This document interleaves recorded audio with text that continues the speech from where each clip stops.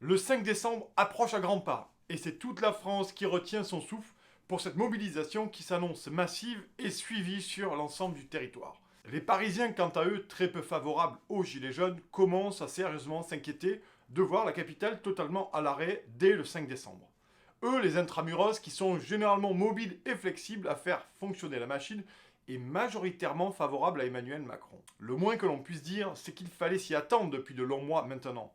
En réalité, les Gilets jaunes ont ouvert la voie après 54 semaines de mobilisation à la contestation sociale face à un gouvernement qui n'a pas daigné répondre aux revendications sociales et allouer un peu plus de démocratie aux citoyens de ce pays.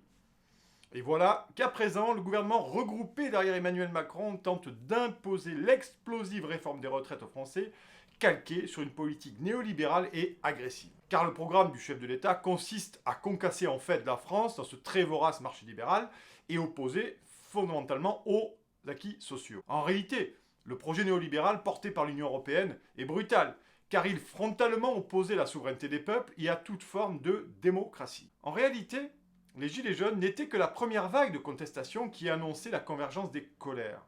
Alors Emmanuel Macron a sorti la boîte à mauvaises idées pour tenter de diviser le peuple quelques jours avant le 5 décembre. Cependant, on a un peu l'impression qu'il y a de moins en moins de cartouches dans la besace d'Emmanuel Macron, alors que dans quelques heures, des centaines de milliers de Français pourraient descendre dans les rues de la France pour réclamer l'arrêt du saccage social et tenter de récupérer leur pouvoir de décision, en somme leur dû. Pourtant, depuis de longues semaines, le gouvernement tente d'expliquer à ces Français moyens que s'ils sont opposés à la réforme des retraites, c'est qu'ils n'ont absolument rien compris, ou qu'ils font partie des 3% de privilégiés biberonnés aux régimes spéciaux. Pratique mais inefficace.